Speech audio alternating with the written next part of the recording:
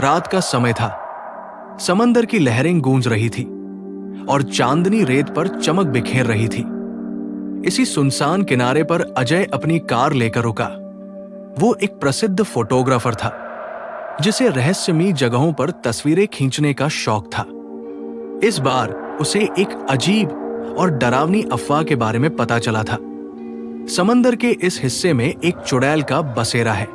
लोग कहते थे कि जो भी रात के वक्त यहां आता है वो या तो लौटकर नहीं आता या कुछ ऐसा देखता है जो उसकी जिंदगी बदल देता है। अजय को इन कहानियों पर विश्वास नहीं था। उसकी जिद उसे यहां खींच लाई थी। जैसे ही उसने कैमरा निकाला और समंदर की लहरों की तस्वीरें खींचनी शुरू की, अचानक ठंडी हवा का एक झोंका आया। सब कुछ सामान्य लग रहा था, लेकिन तभी उसे रेत पर किसी के चलने की आहट सुनाई दी। अजय ने पीछे मुड़कर देखा। वहां कोई नहीं था, मगर आहट साफ सुनाई दी थी। उसने सोचा कि ये उसकी कल्पना हो सकती है, लेकिन जैसे ही वो तस्वीर खींचने के लिए झुका, उसकी गर्दन के पीछे किसी के ठंडी सांसों का एहसास हुआ। कौन है? उसने कांपती आवाज में पूछा, लेकिन कोई जवाब नहीं आया। अचानक समंदर की लहरें जोर जोर से उठने लगी। ऐसा लगा जैसे समंदर में कोई भयंकर हलचल हो रही हो। अजय ने अपनी फ्लैशलाइट निकाली और आसपास देखने लगा।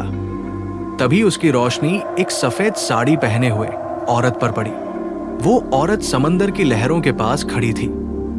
उसके बाल बिखरे हुए थे और चेहरा झुका हुआ था। अजय की हिम्मत जवाब दे रही थी, लेकिन उसका पेशेवर जज्बा उसे वहां से भागने नहीं दे रहा था। उसने कैमरा उठाया और उस औरत की तस्वीर खींचने की कोशिश की, लेकिन कैमरे की स्क्रीन काली पड़ गई। अजय ने आवाज लगाई, आप कौन हैं? यहां इतनी रात को क्या कर रही हैं? औरत ने धीरे धीरे अपना सिर उठाया। उसका चेहरा अप्रत्याशित रूप से सुंदर था, मगर उसकी आंखें वे गहरी और खून से भरी हुई लग रही थी। औरत ने धीरे से कहा, तुम्हें यहां नहीं आना चाहिए था। उसकी आवाज में गहराई थी, मानो कई सदियों का दर्द छुपा हो। अजय को लगा कि ये औरत मदद मांग रही है। उसने पास जाने की कोशिश की, लेकिन जैसे ही वो करीब पहुंचा, औरत की परछाई समंदर की लहरों में घुलने लगी। वो हक्का बक्का रह गया। तभी अचानक औरत की चीख गूंजी। अजय के कानों में वो चीख गूंजने लगी और उसके पैर ठंडे हो गए। वो पीछे मुड़ने ही वाला था कि अचानक समंदर से एक विशालकाय लहर उठी और रेत पर आकर गिर गई।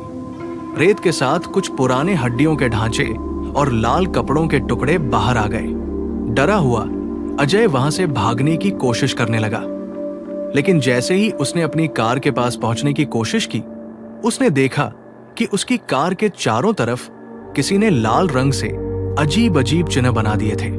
अचानक पीछे से वही औरत फिर प्रकट हुई। इस बार वो हवा में तैर रही थी। उसने अजय को घूरते हुए कहा, यहां हर कोई अपने गुनाहों की सजा भुगतने आता है। तुमने क्या किया है अजय? अजय का दिल तेजी से धड़कने लगा।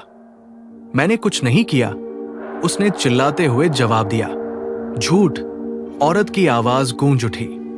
तुम्हारी आत्मा जानती है कि तुमने क्या किया है। अजय के दिमाग में उसकी पुरानी यादें घूमने लगी। कॉलेज के समय उसने अपने दोस्तों के साथ मिलकर एक लड़की को मजाक का हिस्सा बनाया था। वो लड़की मीरा उससे प्यार करती थी, मगर अजय ने उसे अपमानित किया और सबके सामने उसे मजाक बना दिया। मीरा ने उसी दिन समंदर में कूदकर अपनी जान दे दी थी। तुमने मेरी जिंदगी बर्बाद की, औरत ने कहा। अब अजय समझ चुका था कि ये मीरा की आत्मा है। अजय ने रोते हुए माफी मांगी। मीरा, मुझे माफ कर दो, मैं अपनी गलती मानता हूं। लेकिन मीरा की आत्मा ने कहा, माफी से जिंदगी वापस नहीं आती, मगर तुम एक काम कर सकते हो। क्या? अजय ने कांपते हुए पूछा। तुम्हें अपने पापों का प्रायश्चित करना होगा। हर उस इंसान की मदद करनी होगी जो दुख में है। अजय ने वादा किया। उसने मीरा की आत्मा को प्रार्थना करते हुए शांत किया। धीरे धीरे मीरा की आत्मा समंदर की लहरों में विलीन हो गई। उस रात अजय ने फैसला किया कि वो अपनी जिंदगी दूसरों की मदद में लगाएगा। वो उस दिन के बाद हर गरीब और जरूरतमंद की मदद करता रहा।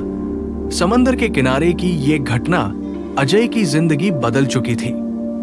वो अब समझ चुका था कि हर आत्मा को शांति चाहिए। क्या आपके पाप भी आपकी जिंदगी में किसी रहस्यमयी ताकत को आकर्षित कर रहे हैं? सोचिए और अपने कर्म सुधारने का वक्त कभी मत चूकिए।